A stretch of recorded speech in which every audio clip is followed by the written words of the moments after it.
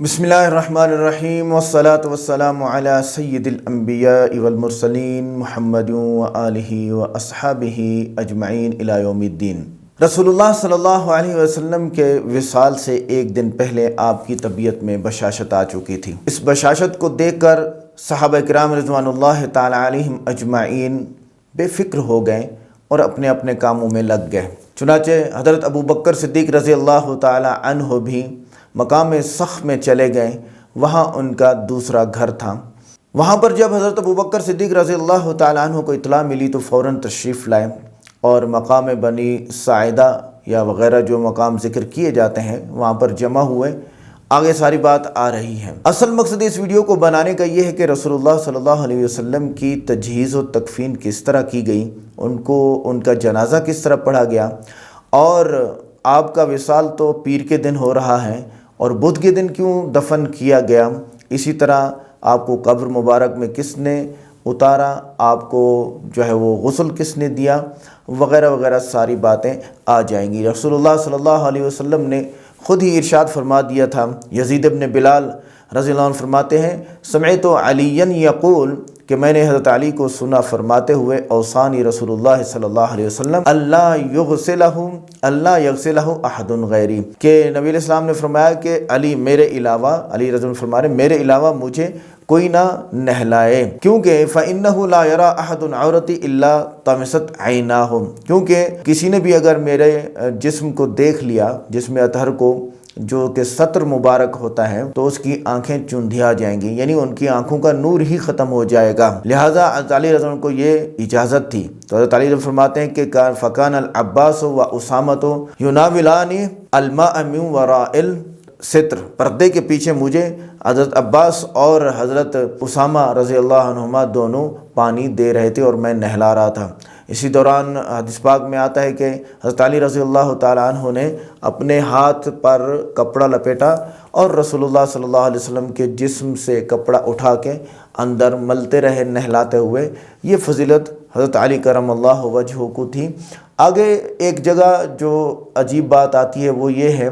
کہ رسول اللہ صلی اللہ علیہ وسلم اپنی وصیت میں بیان فرماتے ہیں، حضرت عبداللہ ابن مسعود رضی اللہ عنہ بیان فرما رہے ہیں کہ نبی علیہ السلام نے فرمایا ان یغسلہ رجال اہل بیتہ، کہ میرے گھر والے ہی مجھے، یعنی اہل بیت مجھے نہلائیں۔ وانہ قال، اور نبی علیہ السلام نے ارشاد فرمایا کفنونی فی ثیابی ھذا، میرے انہی کپڑوں میں جو میرے جسم پر ہوں انہی میں مجھے کفن دے دینا، یا فی یمانیت، یا وہ یمنی چادر ہیں، یا پھر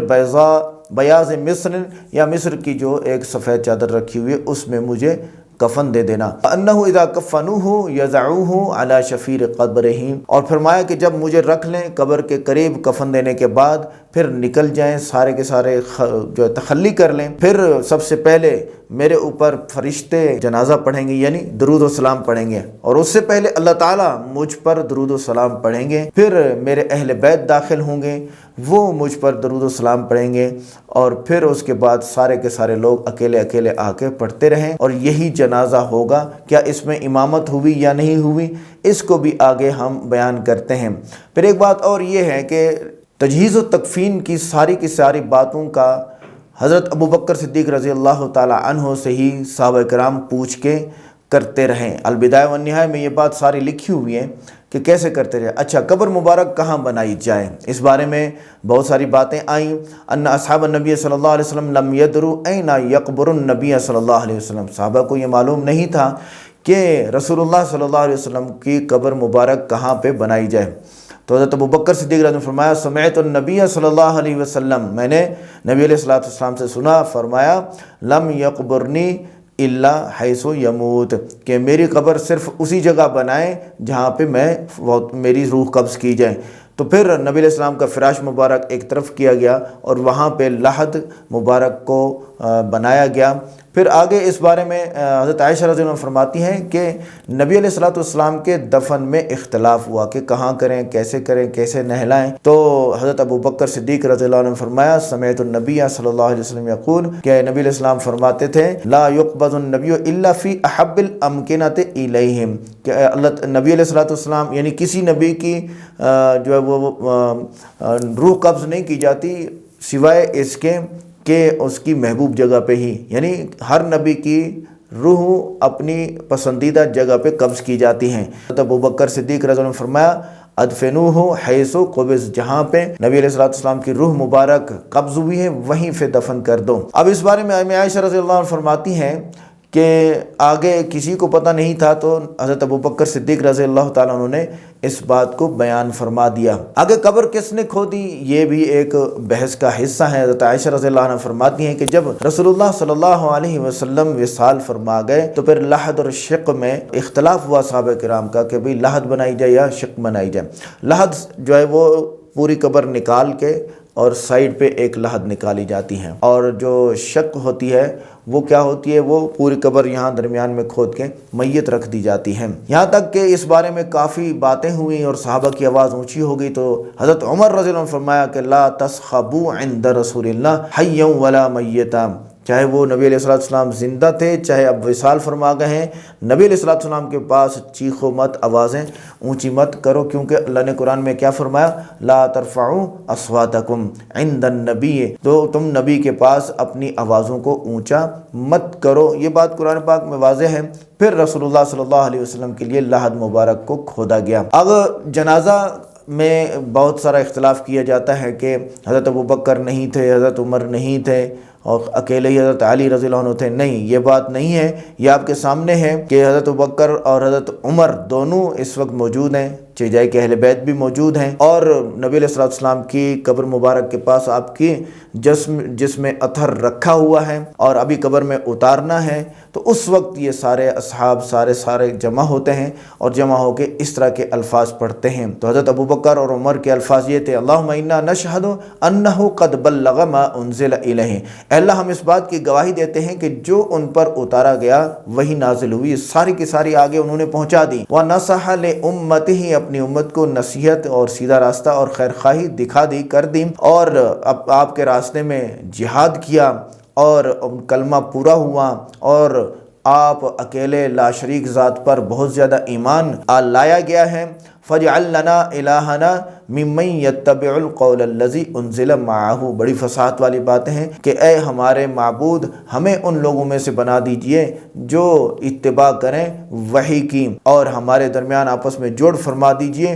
وغیرہ وغیرہ بہت ساری باتیں یہاں پر انہوں نے پڑھی۔ پھر فیقول الناس آمین آمین، لوگ کہتے تھے آمین آمین، اور وہ نکل جاتے، دوسرے داخل ہو جاتے، وہ نکل جاتے، پھر بچے، پھر عورتیں، یہ سارے آتے رہے اور اسی طرح دعا کرتے رہے، رحمت کی دعا، درود شریف اور اس طرح کی باتیں گواہی کی کرتے رہے، تو پھر چلے گئے۔ اسی وجہ سے نبی علیہ السلام کے قبر مبارک میں اتارنے میں تاخیر بھی ہوئی۔ امام واقدی فرماتے ہیں کہ جنازے میں کوئی ایمان نہیں تھا۔ موسیٰ ابن محمد ابن ابراہیم فرماتے ہیں وجدت کتابا بخط ابی، میں نے اپنے والد کی لکھی ہوئی ایک خط دیکھا جس میں یہ تھا کہ جب رسول اللہ صلی اللہ علیہ وسلم کو کفن دیا گیا اور ان کے تخت کو قبر مبارک کے پاس رکھ دیا گیا، اور ابوبکر و عمر رضی اللہ عنہما بھی داخل ہوئے اسی کمرے میں، اور ان کے ساتھ مہاجرین اور انصار بھی تھے، جتنا کمرے میں جگہ تھی اتنا لوگ آ گئے، تو ان دونوں نے کہا السلام علیکہ ایہا النبی ورحمۃ اللہ وبرکاتہ، اے نبی آپ پر سلامتی اللہ تعالیٰ کی اور رحمت اور برکت ہو،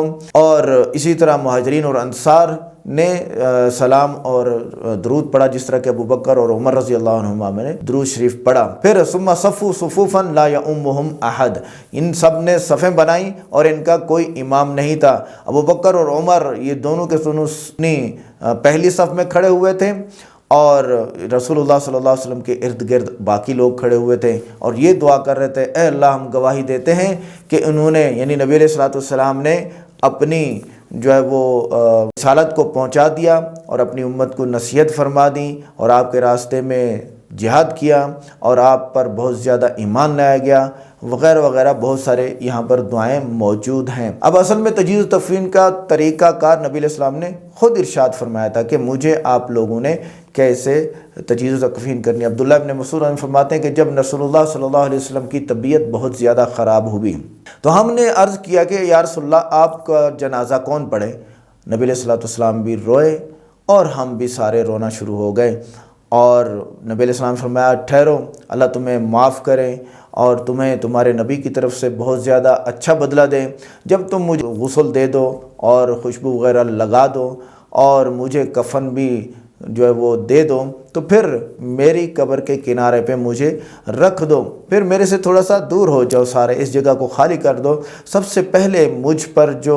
درود شریف پڑھیں گے وہ جبریل علیہ السلام، اور پھر میکائیل علیہ السلام، پھر اسرافیل علیہ السلام، پھر ملک الموت اپنے لشکر کے ساتھ، اور پھر میرے اہل بیت مجھ پہ صلاۃ پڑھیں یعنی درود شریف پڑھیں، پھر عورتیں، پھر گروہ در گروہ یہ آتے جاتے رہیں گے۔ مجھے رو کے تکلیف مت دینا، ولا تؤذونی بباکیۃ، مجھے رو کے تکلیف مت دینا، دھاڑے مار کے تکلیف مت دینا، اور چیخ کے مجھے تکلیف مت دینا۔ یہاں سے یہ معلوم ہوتا ہے کہ میت کے پاس رونے سے میت کو تکلیف ہوتی ہے۔ اور میرے جو صحابہ یہاں پر موجود نہیں ہیں ان کو میرا سلام پہنچا دینا، اور میں تمہیں گواہ بناتا ہوں کہ میں نے ان لوگوں پر بھی سلام کہہ دیا، ان لوگوں کو بھی سلام کہہ دیا جو لوگ اس وقت اسلام میں داخل نہیں ہوئے ہیں، یعنی ہم اور آپ۔ وعلیک السلام یا رسول اللہ صلی اللہ علیہ وسلم، اللہم صلی وسلم وبارک علی سیدنا و مولانا محمد النبی الامی الہاشمی وعلی آلہ و اصحابہ